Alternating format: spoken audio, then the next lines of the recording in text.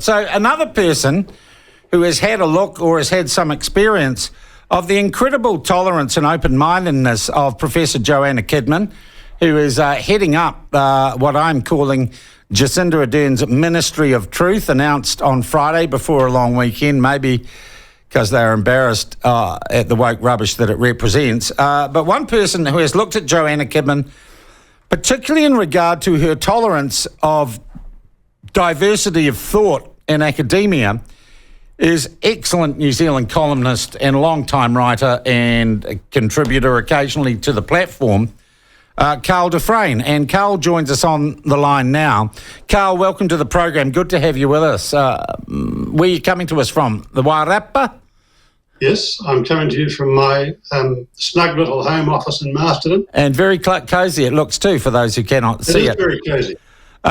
Well, soon after Joanna Kidman's remarkable appointment as one of the commissars of the Centre of Excellence to fight violence, terrorism and extremism, many people were throwing around an article you had written about her involvement in what has come to be known as the Listener 7 affair.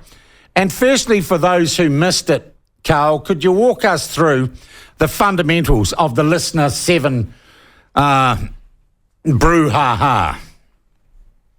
Sure, Sean. Well, this arose last year, can't recall the precise date, doesn't really matter, when 7 highly respected, internationally respected New Zealand academics wrote a letter to the Listener and hence became known, as you say, as the Listener 7. Some called them the Magnificent 7.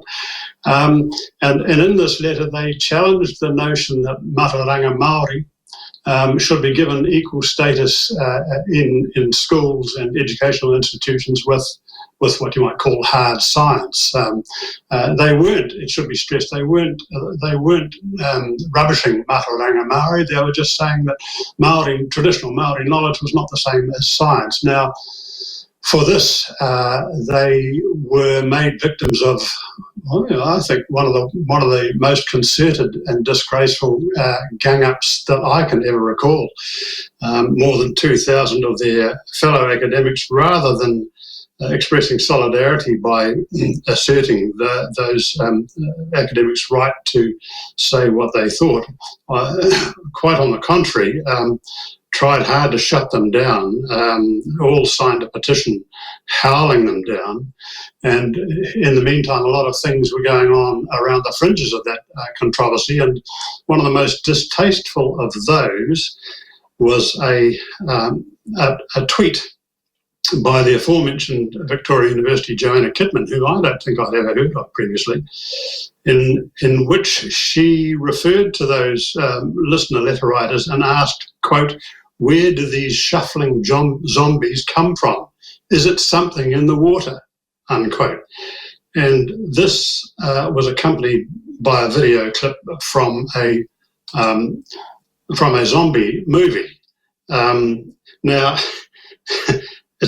it seemed to me that this was not the sort of mature, measured response you'd expect from a senior academic. On the contrary, it was the response of a petulant adolescent, and it concerns me greatly that that this is the woman who, along with Paul Spoonley, is going to be guiding this so-called Centre for look, I haven't got research excellence into violence and things that make woke liberals scary. Thank you. And I noted. I think I'm right in saying that I noted in the speech by Jacinda Ardern when she, along with Andrew Little, launched this new Centre of Research Excellence on Friday, she referred to the importance of social cohesion. And I would agree entirely with her on that. I actually think that social cohesion is possibly the most crucial issue we have in New Zealand at the moment. And I don't believe that Professor Kidman, with attitudes like the one she showed in that ill-advised tweet, I don't think she's the sort of person who's going to lead us into the sunlit uplands of social cohesion. I think, in fact, likely the exact reverse. And I'm also inclined to wonder what sort of opinions Professor Kidman is likely to regard as extremist, because on the strength of her reaction to the Listener 7, an extremist by definition may be anybody who happens to, or whose opinions Professor Kidman happens to disagree with. Well, she certainly thinks that dresses and fashion designers can be dangerous, because she also engaged in a pile-on and social media witch hunt of Trelise Cooper. Yes, that's right. Now, Trelise Cooper, and many of your listeners may recall this too, and I can't recall exactly when it happened, but it was, I think, before the Listener 7 episode arose. Trelise Cooper released a fashion design, a very, very decorative dress, which she called the Trail of Tears. Now, again, many of your listeners will realise that the Trail of Tears is a phrase that refers to an appalling episode in American history whereby members of several Native American tribes were uprooted from their customary lands and marched hundreds, possibly even thousands of kilometres to a part of the country that they were not familiar with, and there were basically left to rot in concentration camps. An appalling episode. So Trelise Cooper, and we have to give her the benefit of the doubt here, without realising that she was using a phrase. Well, in fact, the words were different. Hers was Trail of Tears, as in steps, not tears. Yes, that's right. T-I-E-R-S. That's right, and that was a reference to the design of the dress, which sort of had so it absolutely had nothing to do with Professor Joanna Kidman's pill clutching. No, I don't believe. I don't believe that there was a conscious play on words at all. But Kidman did not, for a moment, give Trelise Cooper the benefit of the doubt. She leapt in with a vicious attack, accusing her effectively of exploiting a tragic historic event. And your listeners can form their own conclusions about that. Well, I guess then, okay, given that track record, given the fact that she is now, it would seem, desperately trying to close down any access to her historical social media posts. Oh, is she? No, suddenly her account's been made private. Absolutely. Oh, no, open and transparent, Karl, she is. Do we need to know more about how a person like this, so eminently unsuitable for this role, got the job? Or does she need to repudiate her prior position as an academic media troll? Well, we certainly have to wonder about the processes by which these people are chosen. I mean, her fellow, I'm not sure what exactly the term is, her colleague or her partner in this new so-called Centre for Research Excellence, Paul Spoonley, he's been around a long time. His appointment is no surprise whatsoever. I mean, I've had quite a lot to do with Paul Spoonley over the years, and in many ways I quite like the guy, but he's certainly ideologically on board with a lot of the things this government is doing, and in that respect was a very safe and predictable appointment. Kidman kind of came, pardon the pun, came from out of left field, and you have to wonder, as I say, what sort of principles or guiding factors that the government takes into account in making these appointments. You'd have to lay the ultimate blame at the feet, I guess, of Andrew Little, who I think is the minister notionally in charge of this new Centre of Research Excellence. And I've come slowly around to the reluctant view that Andrew Little, as well as being a terrifyingly incompetent minister, is actually a rabid zealot in many ways. And if you accept that view of him, then perhaps this appointment is entirely in accord with his previous form. And I'd like to refer to something that Andrew Little made, a comment Andrew Little made at the launch event for this so-called, as I say, Centre for Research Excellence.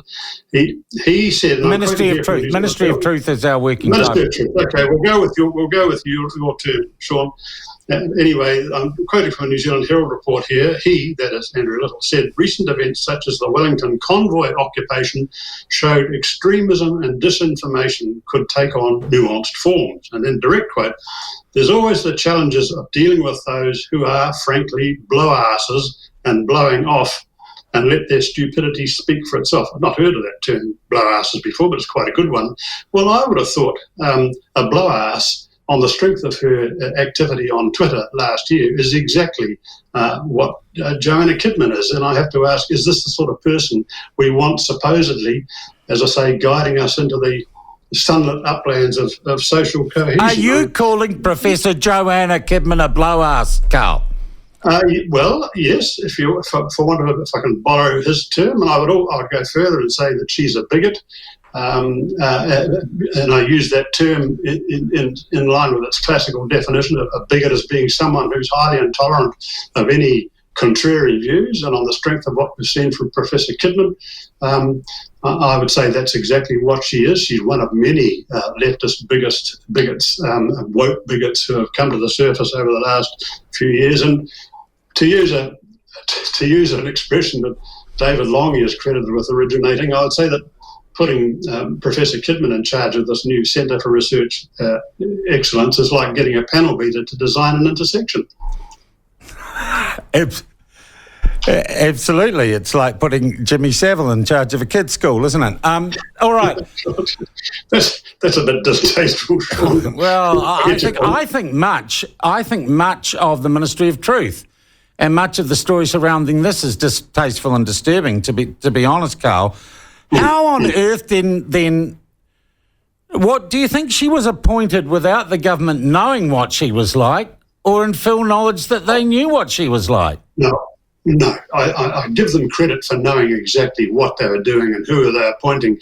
And that raises another question again, of course, is what is the government trying to do by making these provocative, inflammatory appointments?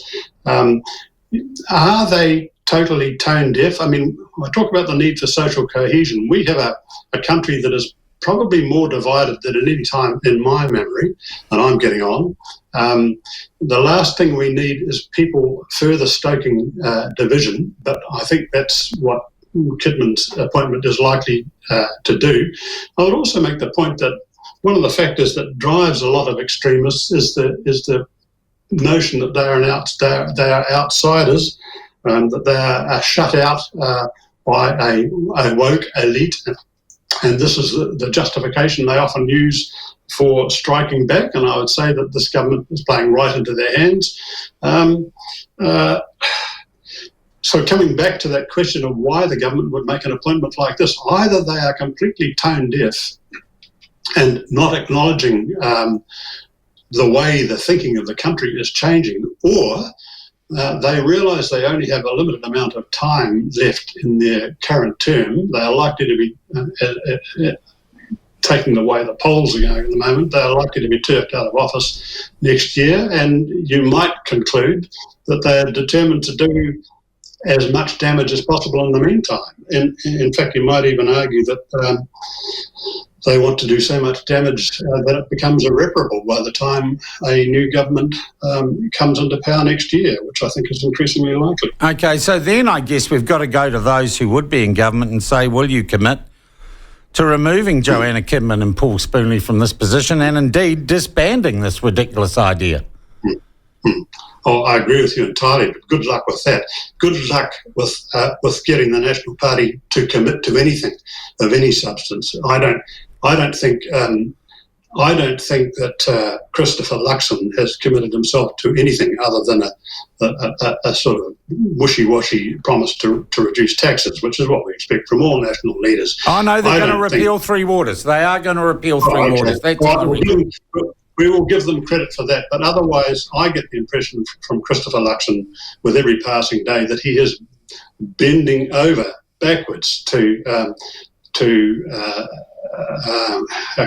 ingratiate himself with the woke left. And I think this may be wishful thinking on my part. I don't speak for the electorate, but I suspect that the country is now in a mood where it wants a National Party leader to actually put his foot down and declare himself on some solid points of ideological principle.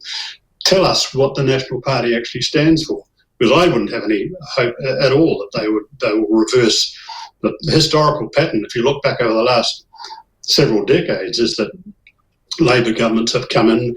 They have been incredibly activist in terms of changing all the social and economic settings, and very rarely when National comes in and replaces them, as they invariably do they unwind those. So over time, the country has steadily inched toward the left, and there are only kind of minimal changes of direction, generally speaking, when national governments replace them. Would you expect mainstream media to pick up on the story of Joanna Kidman and Paul Spoonley? Well, I've had a quick search online this morning, Sean. The only coverage I have seen of her appointment parrots the statements made at the an official launch on Friday. I've seen no coverage given to any statements of opposition or misgivings about this appointment. But then I wouldn't expect to, in the same way as I didn't expect to see any references in the mainstream media to the appearance of nepotism in the appointments being made by Nanaia Mahuta, or perhaps not necessarily being made by Nanaia Mahuta, let's give her the benefit of the doubt there, but being made under her auspices. Nothing in the mainstream media about that either, and this raises a whole different issue, which is to know what's going on in this country. You've actually got to go online to alternative platforms, because the mainstream media isn't telling us. Oh, that's a big accusation, Karl, from someone who's been in the media a long time. Yes, and it's one made with a tone of genuine regret, because I mean I spent decades in the media, Sean, as you know, and during those times the media regarded as their function. Obviously, this should go without saying, to inform the public on matters of importance. And over the past few years, the mainstream media have abandoned that role. How that has happened, why that has happened, I can't say, because I'm no longer directly involved in the mainstream media. But it's a matter of profound regret, and I think New Zealand is far worse off as a result. All right. Look, just one final thing. This is all, the creation of this group has all been based around the premise that the mosque attacks were a terror attack, and I maintain they weren't. The investigation found no one else involved, no particular terror group, a nutter who managed to get hold of a gun. The only thing that would have stopped it if the police had done their job properly in vetting him for a gun licence. Yet we seem to have fallen down a rabbit hole of self-flagellation driven by our mainstream media, that we're somehow more greatly at threat from hate groups than we ever were, when really, like David Gray many years before him, this was a lonely, isolated fellow who fell down a rabbit hole and committed a heinous crime. Have we taken off on some ridiculous wild goose chase with all this internet hate, terror stuff? I mean, as far as I know, the only terror attack we've ever had in this country was the Rainbow Warrior. Well, yes, that certainly was. There have been other strange sort of one-off episodes. Remember the bombing of the Wanganui police computer? I don't know. Oh, that's right. Yeah. I don't know whether that classifies as a terrorist attack. But I agree with you that the Christchurch incident, it wasn't a classic terrorist attack in the sense that we normally think of those things. It was, as you say, I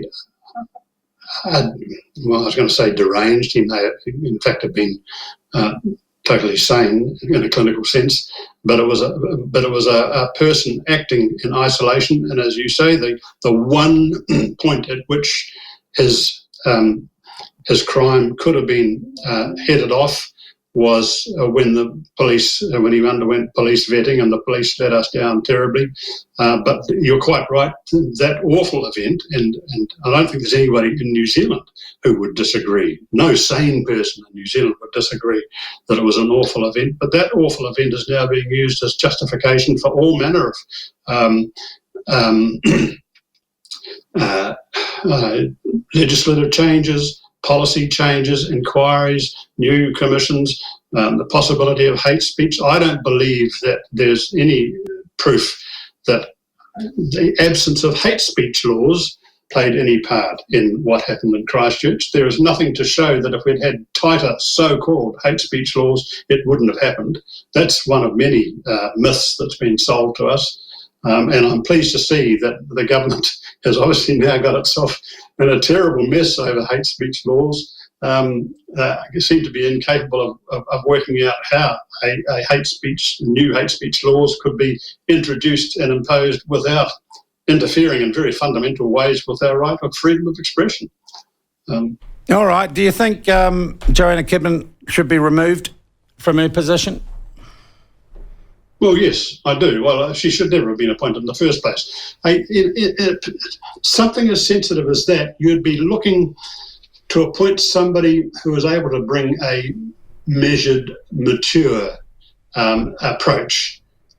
And on the strength of what we saw last year from Joanna Kidman on Twitter, she is not capable of bringing a measured, mature approach to the issue. As I said, her reaction to the Listener 7 was that of a petulant adolescent. And I think I said she's a bigot. I would also say she's a bully. Most of the people who signed most of the 2,000 people who signed that letter opposing or attacking the 7 listener academics are bullies.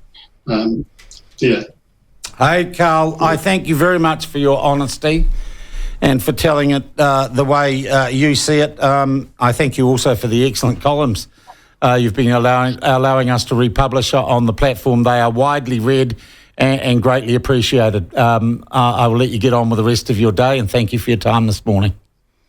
Thank you, Sean. Cheers. That is writer, journalist Karl du Fresne.